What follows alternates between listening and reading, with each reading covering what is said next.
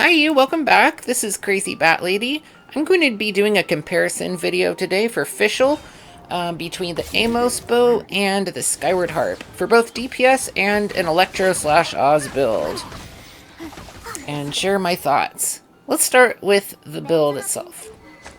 So I'm going to using the Skyward Harp here, and I'm going to be using the 4-piece Pale Flame because it just works with Fischl really well and gets you lots of physical damage. I've got a decent amount of crit here. I don't have the most perfect Pale Flame artifacts, but what I have is pretty decent. And I've got her at Constellation 6, and she's also triple crowned. So keep that in mind while watching the video.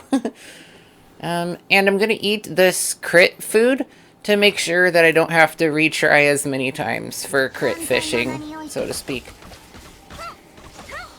Alright, I'll start with the Skyward Harp. The last hit of her combo does 10,111.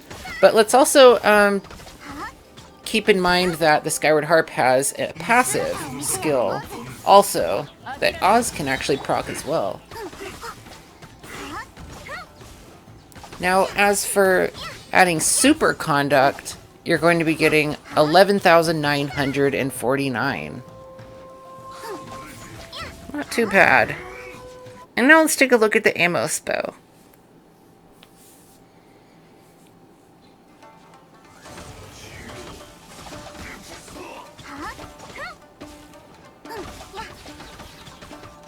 Now for the Amos bow, in the last hit of her combo, it's 11,073. It's very respectable. And with Super Conduct, she's going to be hitting a bit higher at 13,087, which is pretty nice. Of course, this doesn't have the passive that the Skyward has, but it's higher damage overall for your Ozcast and basic attacks. Now let's take a look at the Rust, because the Rust is very comparable on her auto attacks. I have Refinement for Rust, and the last hit is dealing 12,269, which is actually higher than both of those 5-star weapons. These are all at level 90 as well.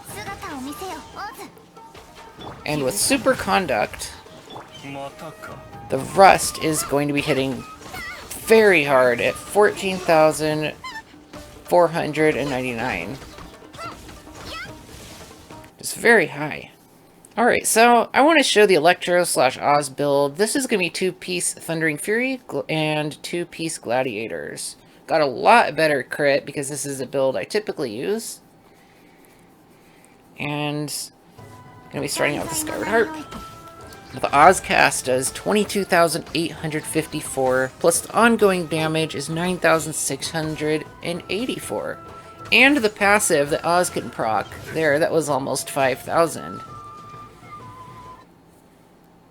And now here's the build for the Amos bow. A little less crit, but a lot more base attack. And you get 24,407 damage from the Ozcast, which is actually really huge. And then the ongoing damage is 10,432.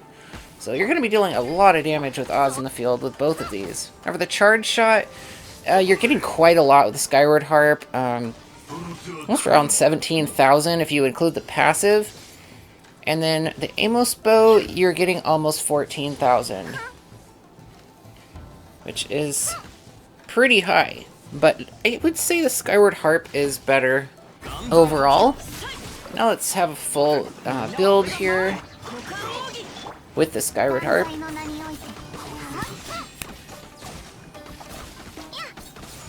Now the Skyward Harp is my favorite among the two, just because of the consistency. It has crit rate. I love the passive procs from Oz too, which is super nice. While the Amos bow can make your Oz damage higher, or your basic attacks a little higher, you don't get that passive, and it's not as reliable, so therefore you're not doing as much damage. And do keep in mind, if you're running a physical official build, that you will be losing out on some Oz damage, and vice versa. If you're running an Electro build, you will lose out on some physical damage. So you can choose what you want to build her like, and either way, she's really good. And the Rust, I was surprised that the Rust, I use that quite often actually. I was pretty surprised to see that actually outperforming both of these bows. And I only have Refinement 4. If you have Refinement 5, that might be, like, definitely better in terms of auto attacks. But your Oz damage suffers considerably. And, of course, you're not going to have very good charge attacks. But anyways, I hope you found this video helpful. Please leave a like and subscribe if you want to see more Genshin Impact content. And have a nice day. Bye!